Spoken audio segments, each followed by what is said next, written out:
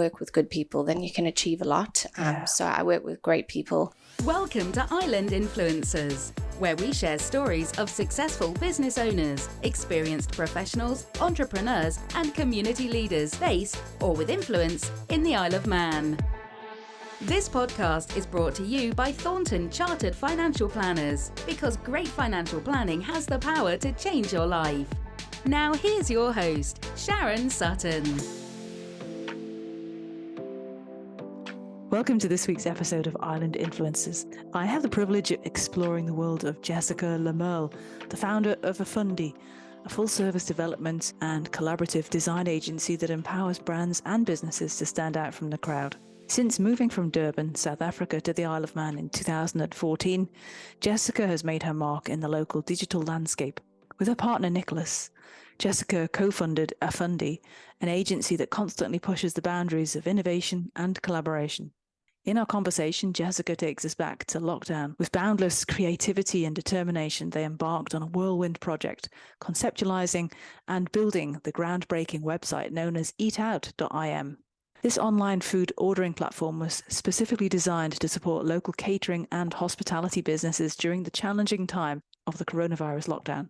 Remarkably, Jessica and Nick never sought personal gain from this project. Their motivation came from a deep love for their craft and a strong desire to support their community during difficult times. But there's more to Jessica than just Afundi. When she's not hard at work, she indulges her passion for coffee, embracing each cup's artistry and complexity. She's also a proud new mom to son Harrison and Charlie, her adorable Cavapoo, and a dedicated explorer, always seeking new adventures. Join me in episode 95 as I share the inspiring story of island influencer Jessica Merle, an influential force on the Isle of Man's digital landscape and a true catalyst for positive change within the community. Welcome, Jessica. Thank you so much for coming along to Island Influencers for today's recording. And it's a pleasure to meet you. At last, seen a lot about you online. So I wonder if you'd mind telling our listeners where you come from and how you end up being a director and co-founder of Afundi. Yeah, sure. I grew up in South Africa, in a coastal town called Durban. So grew up in a really tight-knit family, really awesome family to grow up in. My parents have their own business. So yeah. What do they do? They have a meat business, and more recently, my father has a business out in the Congo where they have a maize farm and production, and they have cattle and pigs and sheep and fish and all kinds of things. So he sort of spends half his time in South Africa and half in the Congo, which sounds a bit scary, but he loves it.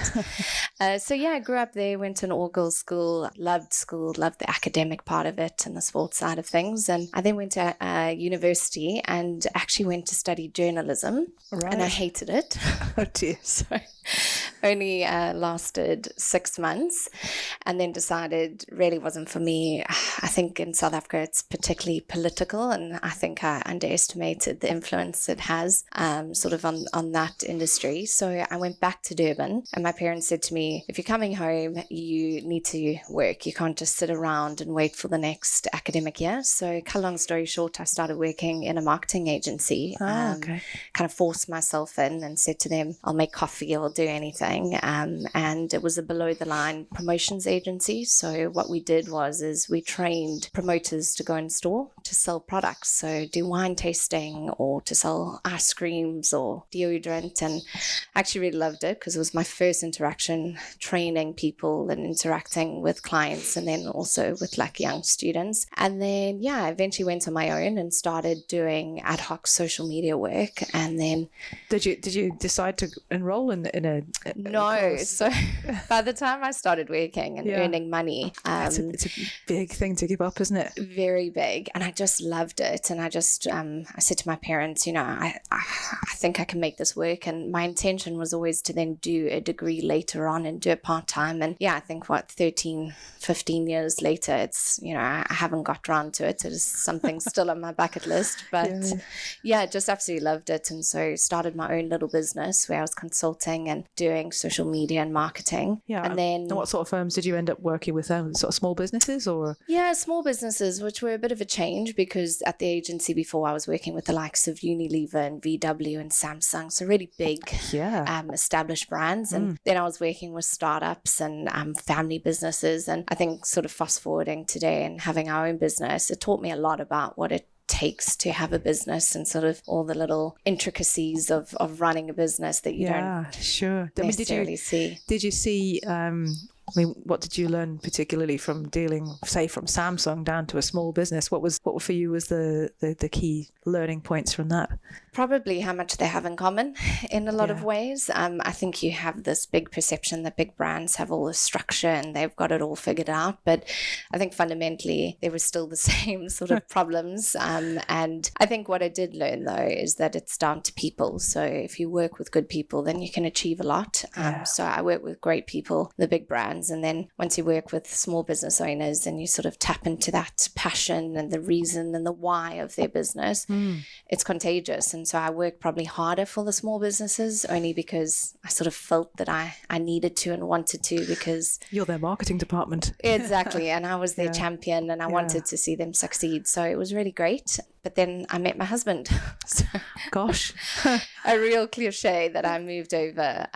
So how did you meet? We met on a night out. And in Durban. In Durban. And he very eloquently told me that he was moving to the Isle of Man, which I had to run to the bathroom to Google because I didn't know where it was. And he said to me, you just shouldn't fall in love with me because I am moving. So we had a bit of a holiday romance. And 2 months later, he boarded a plane and we said, well, it was fun while it lasted. And cut a long story short, we did long distance for a year. I came to the island in the July. He fooled me. I came over and it was just... Should have done January. Exactly. Spectacular weather. And we had the best time. And I said, you know what? I really want to come. So moved over a year later. And so it's almost 10 years that I've been here. Good grief. Yeah. So we stayed. And then, fast forwarding a bit to Afundi, my husband worked for Derivco and then for microgaming. Yeah. And we have complementary skills. So he is a developer and I obviously on the marketing and digital side. And we sort of had this dream to start a business and we were doing stuff after hours together. And eventually we sort of said, let's do it. And so end of 2018, going into 2019, we threw everything out the window and he quit his job. We got married. We went traveling around Asia for 3 months and we came back and started a business. And when in 2019 was this? Just in the beginning, so January, February, and then we had COVID a year later. Yeah. So it's been a rather interesting 5 years, and as we're approaching 5 years. But so we started the business, and primarily what Afundi does is we're a design and development agency that specializes in brands, websites, and custom software. So we just jumped in, and then COVID hit. Yeah, that's baptism of fire. Absolutely. Completely. Yeah. So what happened for you then? Can you tell your story? Or? Yeah, I think with COVID, if I'm honest, and Nick and I say it all the time, I think COVID was the best thing for our business, and it really propelled us to where we are today. Clients. How did it do that? Well, our clients were the likes of Noah Bakehouse, Cycle 360. We and not only were their clients, but Sasha and Mark and Miles and Pippa were friends. Yeah. And I think we kind of saw what was happening in the world and we sat back and like most good things, we were having a glass of wine at our dining room table and we said, we can't sit back and just watch this happen. What can we do? And so Nick and I came up with this wild idea to build this website called Eat Out, which we did over 72 hours, which to this day is probably the stupidest thing we've ever done. Oh, it's very effective though. We used it. Yeah, well, and it was amazing. And what we did was, to date, I think we've raised over £700,000 for local food and drink industry. And, it's completely, we've taken not a cent from it. It's been a labor of love in a lot of ways. And I think the interface that we had with people during that time really opened their eyes to who we were. Previously, we'd worked very much in the gaming industry, which meant a lot of what we did did was secretive, and we couldn't very really, niche, isn't it? Yeah, couldn't advertise it. And then we actually worked closely with the Manx Solidarity Fund. So having known Basil, and I know he's, he kind of gave me a call and said, we've got this need to build a portal where people can apply for funding, and then we can deliver it. And again, Nick said, well, we can do this in a weekend. Famous last words of my husband. So we built the application portal. And so again, we interfaced with a lot of people, and all of a sudden our clients wanted to take their business online. So we were building e-commerce websites, and we were doing online ordering sites, and we were throwing up pages. And so really for us, we worked flat out. Yeah. There wasn't a lot of wine at 4:00 in the garden as much as we would have liked. But no, at that time, it was just the two of us, and we just sort of threw ourselves into it. And our friends and everyone on the island were incredible.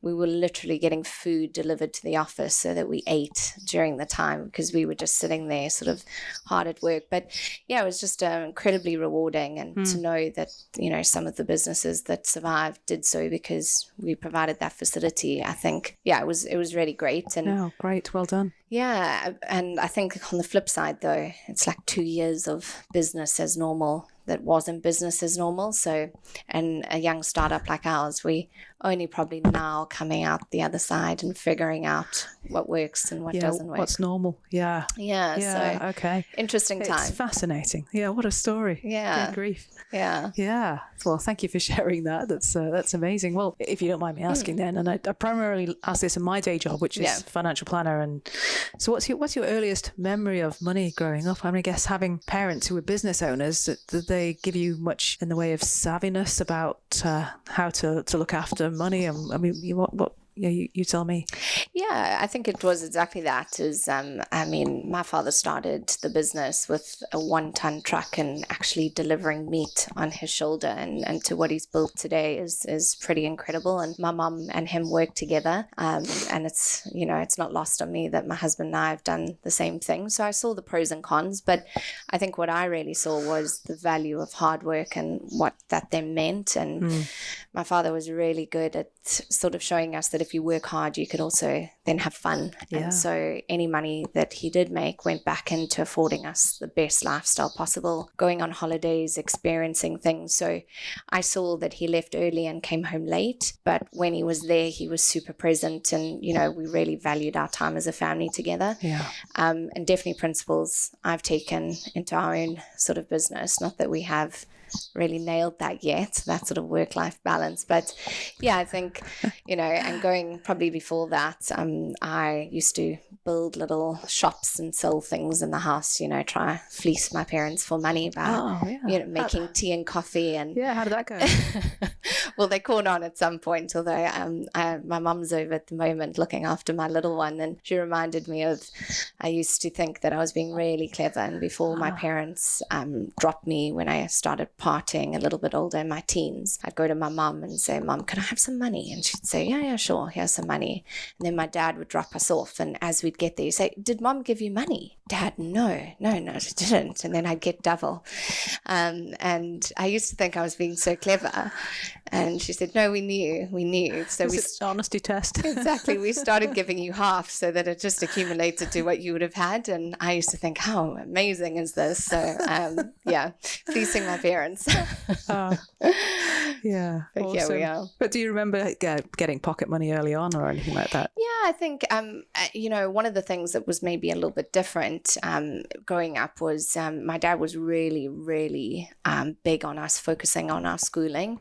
Yeah. So a lot of my friends had like babysitting jobs and sort of, part-time jobs. But my dad's big thing was, whilst you can, focus on your education, focus on sport, get involved in everything and anything you can. So I just was mad busy, school councils and being on any sort of society and club. Yeah. And so I think for me that was important. Mm-hmm. And he sort of taught me that if you can do that, do it and focus on that. So my first job was actually in marketing.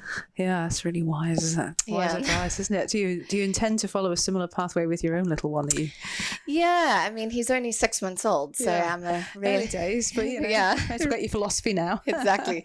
No, I definitely think so. And I think, by virtue of us having our own business, he's going to be sitting at the dining room table hearing us speak about it. And hopefully we can show him that, some of the sacrifices that we're making now and potentially the long hours that we put in are going to be because we then can afford him the same opportunities my parents did me. So, I think I want him to work hard, but I want him to focus on what's important in that moment and not get too ahead of himself, and maybe to be a child while he can be. And then, there's a lot of time to be an adult and work hard. Yeah, there is, isn't there? Yeah. Too much time. Yeah. Oh, when you're a teenager and all you want to be is older. And then when you get older, all you want to be is younger. I know, I never get it right. It's crazy. So of all the things that you've done throughout your life so far, what's been the most fulfilling for you? I think on a personal level, it's definitely having my son Harrison. It's just changed. Yeah, it's just changed absolutely everything for me. And I think in a lot of ways, it's put into perspective what's important in life. And I go to work and come back in the afternoons and open that door, and just all my problems sort of are left there because he's just absolutely gorgeous. And so I think, he's a really important part now. I think professionally, it's starting the business and probably surviving through COVID and getting to where we are. And I think it's more than surviving. It sounds like to me you're thriving. Yeah, it's been great. And I think what's also been really important is we've got such a great group of people that work with us and work for us, and most of them were graduates. So what's been really rewarding is to see their own personal growth, and I think it's a reflection of the time and effort that Nick and I put into it. So I think that's probably one of my proudest achievements, is seeing what they're achieving. I hope one day they look back and think it was a really good starting point for my career. Yeah, it sounds like it. Wonderful. And for any aspiring or existing business owner or entrepreneur, what would be your number one tip? Somebody listening today, what would you tell them? I think it's just to surround yourself with good people. So internally to, pick the right people to employ, but more importantly is probably to just surround yourself with people that you can seek advice from. Nick and I, we've been here 10 years, but we don't have any family here. And the sense of community that the Isle of Man has given us was really great in the beginning. So we sort of found mentors in the form of people that we'd worked with. And I was always really keen to say, do you want to have a coffee? And, sort of share ideas. And to this day, I'm really open to that because I think we can all learn from one another. Oh, for sure. So, and, I think for us, it's also to be a bit brave and to not overthink things and to just sort of dive in and experiment. And if it... Yeah, I'm so glad you said that.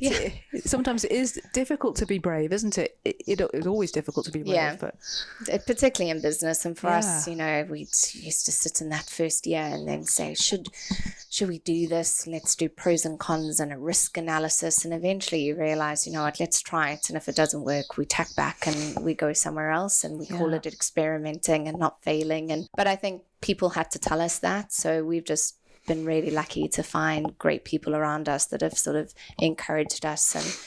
And I mean, our business, ironically, I shouldn't probably say this, is we've spent no money on marketing, even though we're a marketing agency. So it's all been word of mouth. And I think that's from having conversations and sort of being open to saying, well, let's chat, see if we're the right partner for this project. If not, we move on. So I think that's probably the right way for a marketing agent, because it's your clients who are your best advertisement, aren't they? Because if they are being noticed because of the great work you've done, they're going to ask, who do you have? And that's our hope really, and our goal. And we always say we're a bit of a challenging agency to work with. We're always pushing our clients to be the best that they can be, but in turn, we hope that that's a good reflection of the work that we do. And we've actually just worked with incredible companies locally. And I think that's, for us, is what gives us our driving force and our inspiration to keep going.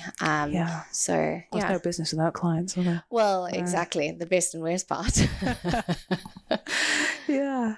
So what do you do to relax now that you're a relatively new mum? No, I don't know about relaxing at the moment. No, I mean, I think for us, it's always about getting outdoors, and we've got a little Cavapoo, Charlie. We like to walk him, and Harrison loves to sort of go on walks, and I can see he's going to have a bit of a adventurous spirit, probably like his father. So I can see lots of scrapes and bruises from bicycles in my future, which gives me a little bit of anxiety. But yeah, at the moment, it's just quality time with the people that we sort of love, and I love to entertain and cook and have people over. So yeah, I think we haven't quite found work-life balance yet, but I'm hoping in the next few months we may. It's a work in progress, hey? Yeah. Oh, brilliant. And what do you think are the best things about living in the Isle of Man? I'd say the sense of community. I mean, when we first arrived, it was 10 years ago, and we were part of that big sort of contingency of South Africans who came over with Durban, and I think we were probably one of the first sort of South African groups that descended on this poor island. But people embraced us so beautifully, and I think in our personal life and in professionally, there's just been support, and I love that. But I think also there's a charm about this island. Yeah, I don't think I thought I would ever settle here, and we just love our lifestyle, and I think our problems in the bigger scheme of things are so small if you compare them to other jurisdictions or to other countries. So I think, we just love that we go to work, we come home, and we can still go down to the beach, or Nick can go for a cycle. So yeah, easy to stay on a bright sunny day in exactly June. Not so in January, but the sunshine does sometimes shine in and January. then you make the best of it. You and do, I think get out now. yeah, and you value it a lot more. I mean, I lived in Durban, which is probably sunny 300 days a year, but I don't think I really valued it and made the most of it. So it's refreshing to know now. I mean, I was just saying, today's beautiful. Let's leave work early, go to Port Erin Beach, have a little picnic, and I think that's the beauty of where we live. Yeah, no, indeed. And what would you say that would be the main challenges that the Isle of Man faces? From where you see? I think recruitment, hands down. We've battled to grow the business, and I think we've sort of been at a crossroads now where we know we have a huge amount of potential, and we are turning away work, which just seems ludicrous. And it's purely because we can't recruit. And so, are you working with Chamber or? We've raised the issues directly with government and, with Chamber. And I think it's like most businesses. I mean, if you look now, there's probably 30 developer roles on the Isle of Man. And obviously we're a smaller business. We battle to compete with the bigger corporates. So we've had to be a bit more creative in what we offer our staff in terms of flexible hours and sort of learning budgets. And, we try value and listen to them. And I think the challenge, though, is getting people here. So, I mean, we just employed someone in South Africa because it was easier than recruiting and bringing someone over. Gosh. And it seems like a great pity because we've got beautiful offices. We want bums on seats. But, we also we probably know the process intimately from moving over, and we've been through it, but it's been challenging, from work permits to applying for visas to buying a house was so complicated for us at the time because we didn't have indefinite leave to remain. So, in all good conscience, we can't really bring people over and be like, it will be a breeze. And I know government have challenges around this and they know what they are. It's just, our hope is that they can provide some more support, especially in terms of bringing people over, whether that be financial support or guidance on how to get them over. But yeah, we're battling, and I know we could grow the agency tenfold if we could recruit 3-4 more developers tomorrow. Right, well, for any influencers listening to this, perhaps some sort of movement around policy that might work. Yeah. I think work permits are, from my perspective, have been a massive stumbling block, and I know there's been some reform, but I know what I went through, and I still remember being self-employed before we started Afundi, and I filled in a work permit application from me to employ me, and at the time it felt very weird to say I am Jessica Brown and I'm employing Jessica Brown. And so I think certain things need to be really looked at to really bring it in line with what people need, and just engagement between, private and public sector to really have their finger on a pulse. Good grief. Yes.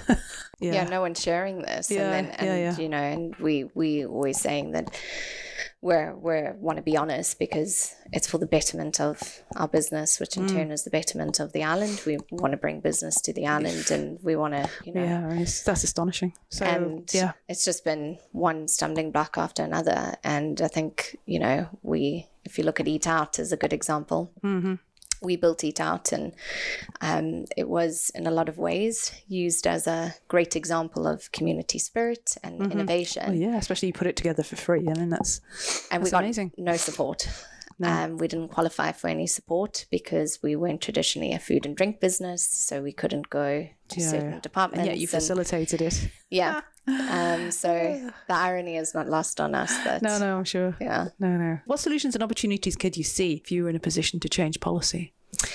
I think it starts by opening conversation and opening conversation with a diverse range of businesses. I think there's probably really good lines of communication with the bigger corporates and government because of long-standing relationships. But I think for a lot of the startups, maybe we look a little bit small, and potentially they don't understand where our business is going and why it's going that way and what are our needs.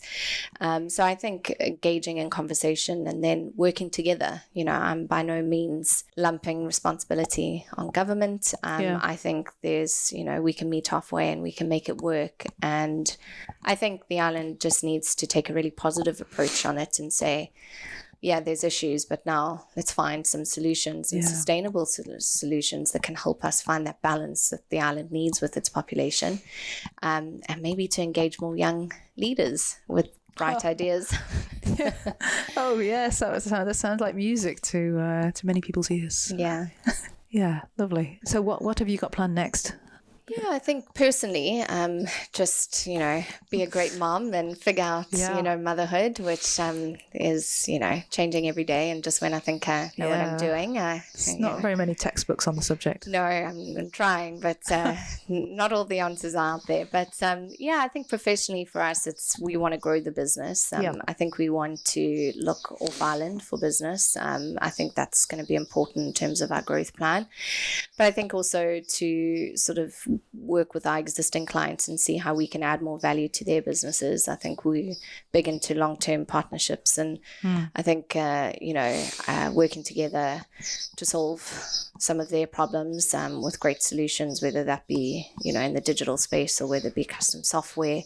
But I think it's just to grow the business and to keep nurturing young talent. I think that's really important, goal for Nick and I was we didn't always have great mentors, and that's what we're looking to be to the younger generation. And I think that's important for us. Yeah, I couldn't agree more. Well, moving on to the last part of our podcast, which is just some fun questions that our listeners like to know the answers of.